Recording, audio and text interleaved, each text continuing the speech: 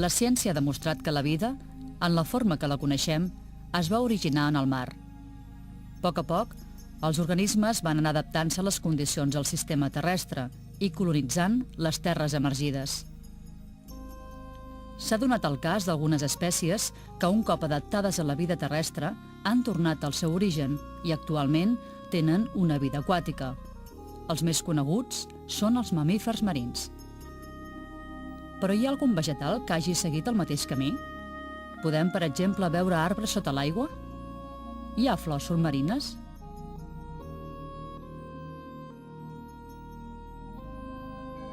Arbres no els trobarem sota l'aigua, però sí una comunitat molt semblant a un bosc, els alguers de Posidònia. Ens trobem a Mataró, on hi ha un dels alguers més extensos i ben conservats a la costa catalana. Anem a visitar-lo. Som al mes d'octubre i la Posidònia ha florit. Flors submarines? No us ho creieu? La Posidònia oceànica és una planta submarina que només es troba en el mar Mediterrani, el que la converteix en un signe d'identitat biològica d'aquest mar. A diferència de les algues, com a planta superior que és, a la Posidònia se li poden distingir fulles, arrels i tija. Les fulles tenen forma de cinta i poden arribar al metre d'alçada per 1 centímetre d'amplada. La tija de color marró té aspecte plomós i les arrels són curtes i tenen un aspecte llenyós.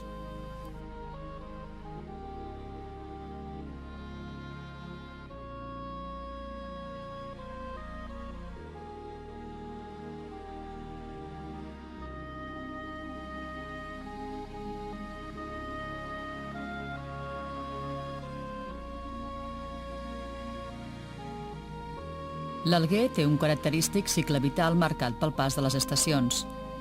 A principis de tardor, a vegades la Posidònia floreix. Les flors són de color verd i molt discretes. Amb els primers temporals, la planta perd les fulles més velles. Moltes d'aquestes van a parar a les platges, on arriben a formar veritables matalassos protectors. A més, les fulles s'esfilagarsen i amb el moviment de l'aigua agafen unes formes arrodonides, les pilotes de mar. Comencen a créixer les fulles noves, verdes i brillants, que donen un aspecte juvenil a la praderia.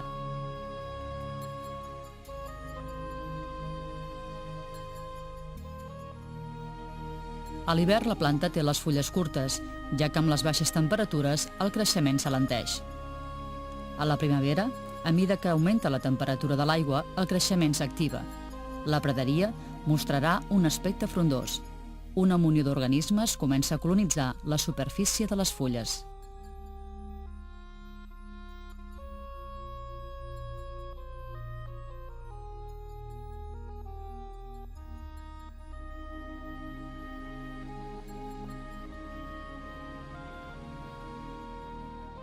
A finals d'estiu, les fulles estan tan recobertes d'organismes que agafen una coloració blanquinosa i no poden mantenir la seva posició erecta degut al pes que han de suportar.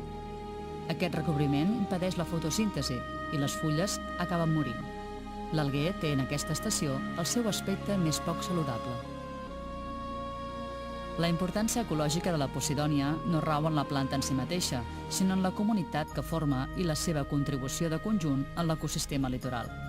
Els alguers són zones productores d'oxigen, contribueixen a eliminar l'excés de diòxid de carboni a l'atmosfera, produeixen una gran quantitat de matèria orgànica en forma de fulles que nodrirà altres zones properes. Presenten una elevada biodiversitat, són zones de posta de moltes espècies i molts animals en la seva fase juvenil hi troben refugi. Actuen com a filtre biològic i poden tenir un efecte d'immobilització de contaminants com algun metall pesant.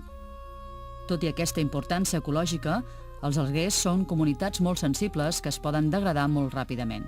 La seva recuperació, en canvi, és molt lenta. Què podem fer per conservar aquest patrimoni natural? A Mataró, des de l'any 1997, funciona un projecte de voluntariat ambiental anomenat l'Alguer de Mataró. L'Escola del Mar de l'Ajuntament de Badalona en va ser la impulsora, amb l'assessorament científic de la Universitat de Barcelona. L'Ajuntament de Mataró hi dona suport, mentre que la secció de Ciències Naturals del Museu de Mataró en fa la difusió i l'aprofitament pedagògic. El Centre d'Immersió Blau Mar organitza la logística i la Societat de Pesca i Activitats Subaquàtiques nodreix el programa amb el voluntariat, en aquest cas submarí. La Confraria de Pescadors de Mataró també hi participa.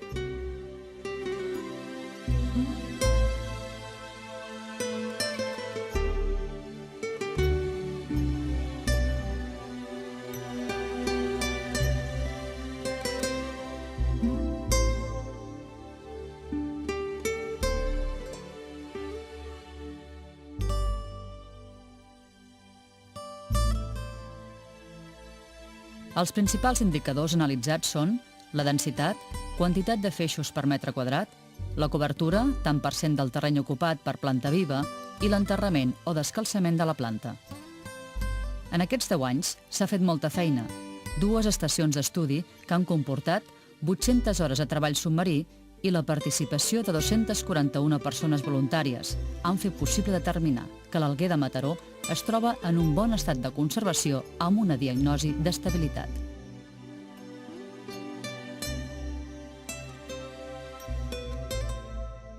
Aquest projecte uneix l'interès científic amb el social, ja que la base de la feina la fan submarinistes voluntaris, la qual cosa és un valor afegit per la tasca de sensibilització que comporta.